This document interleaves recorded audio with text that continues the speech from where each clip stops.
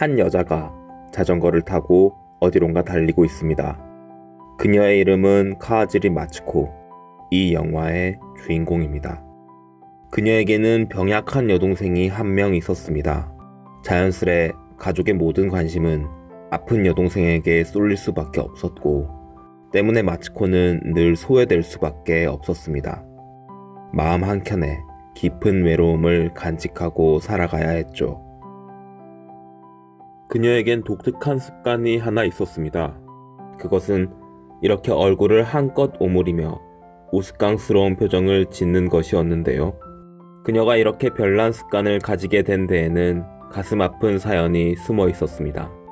가족에게, 특히 아버지에게로부터 사랑이 목말랐던 그녀가 유일하게 그의 온정을 경험할 수 있었던 순간이 이 우스꽝스러운 표정을 지을 때였기 때문입니다. 그렇게 우연히 아버지의 미소를 볼 수 있었던 뒤로 그녀는 필사적으로 이 우스꽝스러운 표정을 지으며 사랑받기 위해 분투합니다. 그러나 본질적으로 그녀가 사랑을 얻고자 했던 이러한 방식은 너무나 조건적이었어서 그것으로 채울 수 있는 사랑은 한없이 빈약하고 일시적이었을 겁니다. 그것은 나의 존재가 존재 그 자체로 사랑받는 게 아니라 내가 이런 우스꽝스러운 행위를 했을 때에만 타인에게 살 수 있는 잠깐의 관심에 불과하기 때문입니다. 그러나 그런 빈약한 관심조차도 그녀에게는 사막 한가운데서 간신히 죽이는 물 한 모금 같이 아주 달고 간절했을 것 같습니다. 그러나 결국 사랑받기 위한 그녀의 이러한 노력은 좌절되어 버리고 맙니다.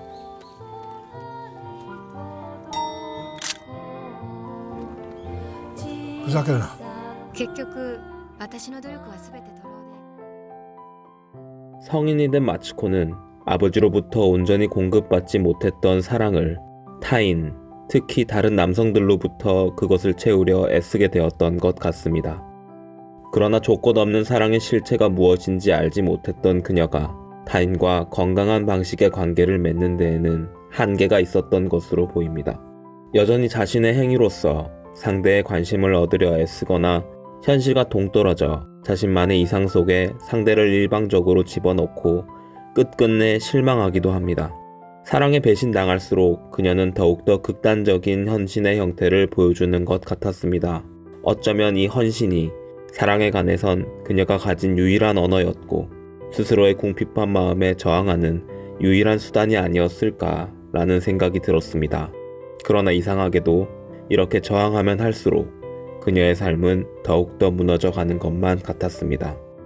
그녀가 갈구했던 사랑의 의미는 과연 무엇이었을까요? 끊임없이 좌절함에도 그녀가 획득하고자 한 것은 무엇이었을까요? 그녀는 어쩌면 심각한 자기혐오를 경험하고 있었을지도 모르겠습니다. 우리가 인간으로서 정신적인 삶을 영위하기 위해 필요한 것은 타인으로부터의 조건 없는 사랑과 돌봄이라고 볼 수 있습니다. 아무런 조건이 없이 누군가가 나를 사랑해주고 보살펴줄 때 우리는 스스로가 괜찮은 사람이라는 느낌을 받게 됩니다. 반면 돌봄받기는커녕 중요한 타인과의 관계에서 비난과 내처짐이 반복될 때 우리는 지독한 자기혐오를 경험하게 된다고 합니다.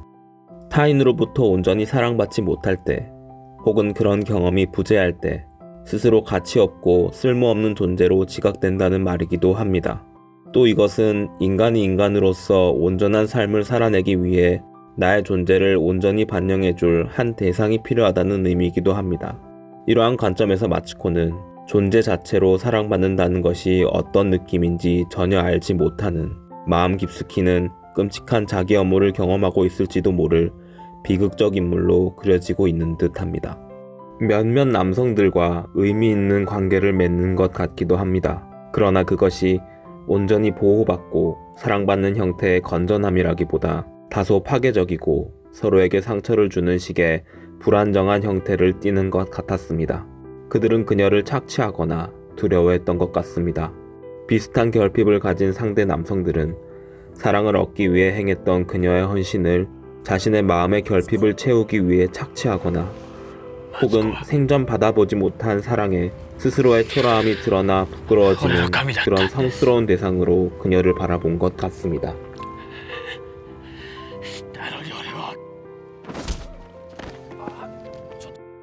여기서 그녀의 남다른 면모가 드러나게 됩니다. 그녀는 사랑에 관해 많은 좌절을 경험하지만 결코 쉽게 그녀 자신이 타인을 사랑하는 것을, 나아가 끝끝내 사랑받고 싶다는 그 열망을 내려놓지 않습니다. 오히려 좌절하면 좌절할수록 그녀의 사랑은 활활 불타오르는 것 같았습니다. 어떻게 이럴 수 있었을까요? 어쩌면 누군가는 이런 마츠코를 병리적이라고 볼 수도 있을 것 같습니다. 나무 위키에선 그녀를 경계선 성격 장애라고 정의하기도 했습니다. 저도 이런 주장을 완전히 부정하는 입장은 아닙니다. 사랑에 관한 그녀의 집착은 보통 사람들인 우리가 경험하기엔 다소 극단적이고 위험한 색채가 있어 보입니다. 그러나 우리가 주목해야 할 지점은 병리적인 관점에서 그녀를 이상행동자로 보는 그런 시선이 아닌 것 같습니다. 그보다 그럼에도 불구하고 그녀가 취했던 태도는 무엇인가에 대해 우리는 주목할 필요가 있을 것 같습니다. 私の体は生きようとしていました。 사랑에 좌절할 때마다 그녀는 아팠을 겁니다. 사랑하는 연인이 죽거나 혹은 그로부터 버림받는 경험은 가히 상상할 수 없는 고통일 것입니다. 그러나 그녀는 그런 사랑의 좌절에 아랑곳하지 않고 오뚜기처럼 다시 일어납니다. 그녀의 마지막 연인이었던 류는 그녀에게서 아주 신성한 무언가를 발견했었던 듯합니다. 비록 그녀의 사랑이 스스로의 결핍에서 비롯된 병리현상이었을지라도 그런 자신의 삶에 맞선 그녀의 치열한 분투가 한 남성에게는 생애 받아보지 못했던 사랑과 구원이 되었던 것 같습니다. 스스로가 아주 누추해 보일 정도로 따뜻하고 눈부신 사랑 말입니다.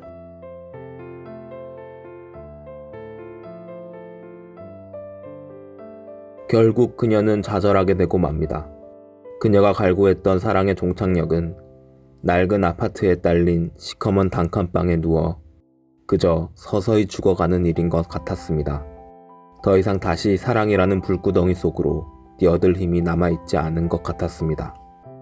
일방적으로 바라보며 상처받을 일 없는 아이돌 그룹을 덕질하는 것에 자신의 에너지를 쏟아내는 게 전부인 그런 삶을 살아가며 그녀는 서서히 죽어가고 있었습니다. 저는 이러한 마츠코의 삶이 현재를 살아가는 우리의 삶과도 긴밀하게 맞닿아 있다는 생각이 들었습니다. 우리는 물질적으로는 어느 시대보다 풍요를 누리고 있지만 어느 시대보다 정신적으로 무기력하고 서로를 돌보기 힘든 시대에 살고 있는 것 같습니다. 극심한 경쟁과 비교하는 사회 속에서 나 하나 보살피기도 급급한, 어떤 면에선 스스로 마음을 죽인 채 살아갈 수밖에 없는 서글픈 세대라는 생각이 듭니다.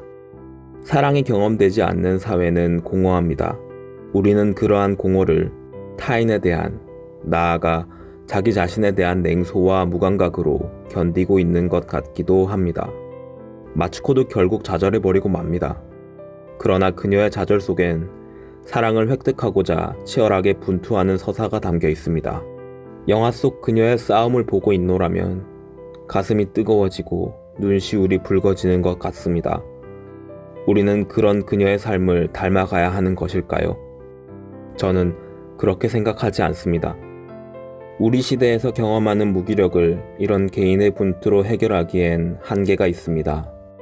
다만 앞에서 말한 것과 같이 우리에게 필요한 것이 우리를 사랑해주고 돌보아줄 대상이라면 그녀와 같이 자기 삶에 치열하게 부딪혀본 그런 누군가가 되었으면 좋겠다는 생각이 듭니다.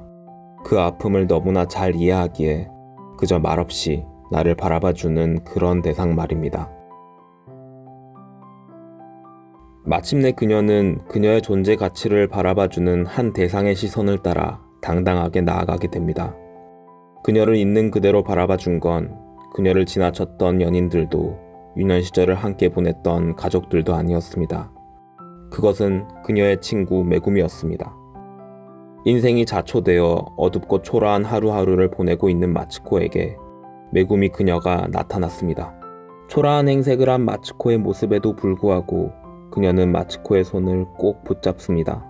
그리고 그녀의 붙잡음은 다른 사람들과는 결이 조금 다른 것 같았습니다. 다른 이들이 마츠코를 그저 자신의 욕구를 채워줄 도구적 수단으로 보았다면 메구미는 그녀를 존재 그 자체로 함께하고 싶은, 서로를 돌봐줄 수 있는 대상으로서 그녀를 필요로 했던 것 같았습니다. 자신의 회사에서 미용을 하라는 조건을 내걸지만 한 회사의 CEO로서 굳이 나이 많고 누추한 마츠코를 고용할 필요는 없었을 테니까 말입니다.